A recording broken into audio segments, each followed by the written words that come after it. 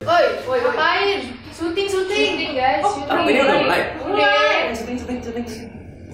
Halo Sobat Ekspor, balik lagi dengan kami Mr. Eksportir. Perkenalan dulu.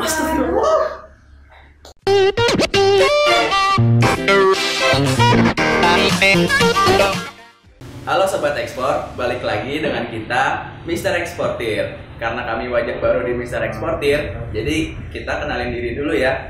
Nama aku Novali Zaki. Nama aku Najwa Nabila.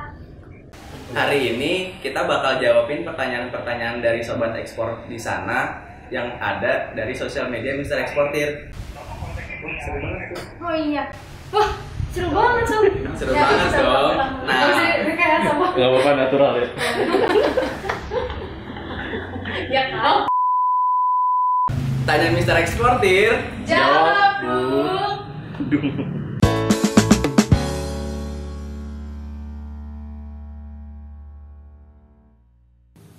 Untuk Expo mengenalkan produk kita di pasar luar negeri itu ada.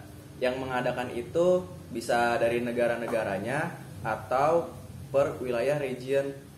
Jadi untuk nama Expo-nya sendiri itu bergantung dengan si pengadanya itu siapa. Nah, untuk contohnya itu kayak Ca Expo. Ca Expo itu expo perdagangan yang diadakan untuk China dan juga ASEAN, di mana kalian nanti jika hadir di expo tersebut bisa bertemu langsung dengan calon-calon buyer yang dari luar negeri, dia butuh apa, butuh produk apa. Nah, kalian bisa menemukan buyernya dari situ. Untuk Indonesia sendiri, Indonesia pun ada namanya itu Trade Expo.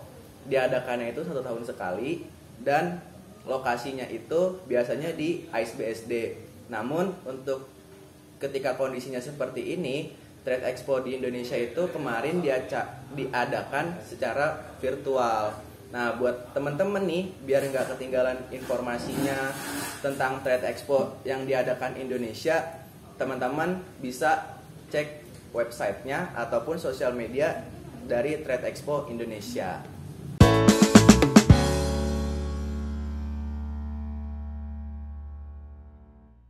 Untuk mengekspor produk ikan frozen, Mr. Eksportir terlebih dahulu mendata jenis ikan serta berat dan negara tujuannya.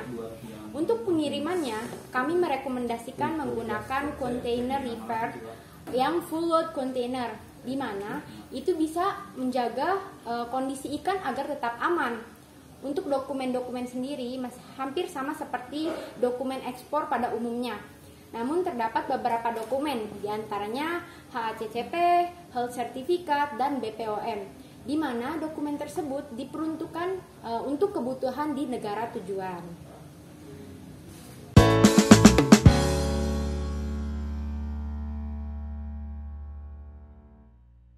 Buat kalian nih yang buat kalian supplier yang punya produk melimpah, terus pasar di domestik nggak cukup buat ngabisin produk-produk kalian, bagusnya sih kalian emang expand ke luar negeri. Buat tips-tips gimana sih cara cari buyer dari luar negeri itu, nah kalian bisa nih sebagai supplier buat nyari buyer dari luar negeri itu cek di website namanya itu Goverworld Business, ataupun kalian juga bisa biar tahu buyer-buyer lagi butuh komoditi apa melalui marketplace internasional kayak Alibaba ataupun Amazon. Nah, buat kalian nih yang pengen lebih tahu gimana sih cara cari atau tips-tips buat dapetin buyer dari luar negeri, nah di YouTube Mr. Eksportir itu sebelumnya ada video tentang cara atau tips mencari buyer di luar negeri. Nah, video ini kita taruh di rekomendasi ya, jangan lupa buat kalian nonton juga.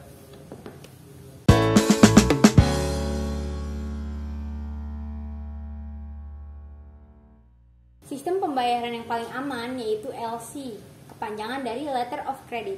Letter of Credit merupakan sistem pembayaran di mana menggunakan pihak ketiga yaitu bank. Nah, kenapa sih LC menjadi metode pembayaran yang paling aman dan mudah? Karena dengan menggunakan LC, seller akan mendapatkan kepastian pembayaran, sedangkan buyer akan mendapatkan kepastian pengiriman barang itu sendiri.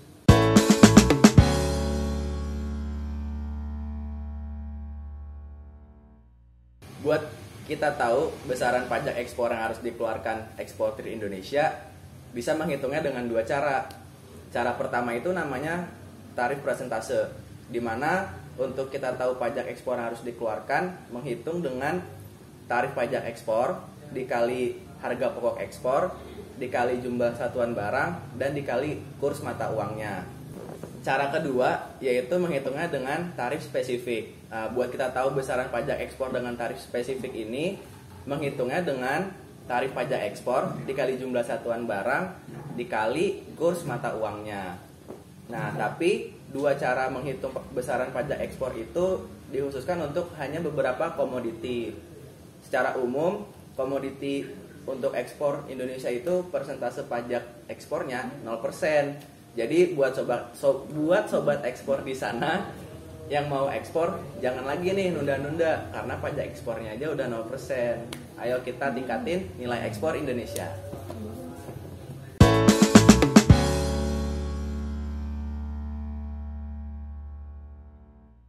Hal tersulit dalam melakukan ekspor.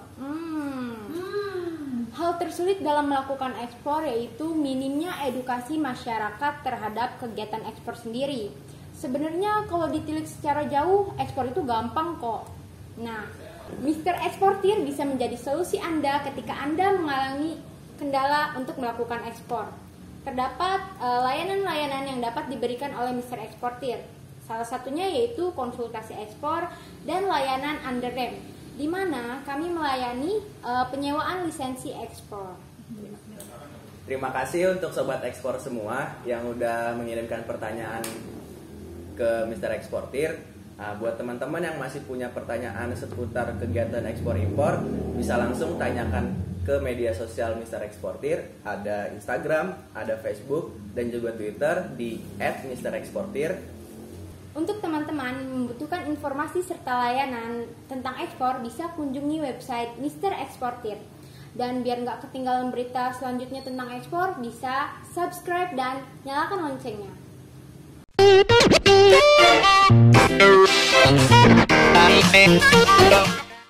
Jalan-jalan ke Bogor. Kan udah kemarin. Emang iya? Iya. Oh ya, ganti. dong. Makan opor, jangan sampai mubazir. Cakep. Ingat ekspor, ingat Mr. Eksportir. Nanti aku mau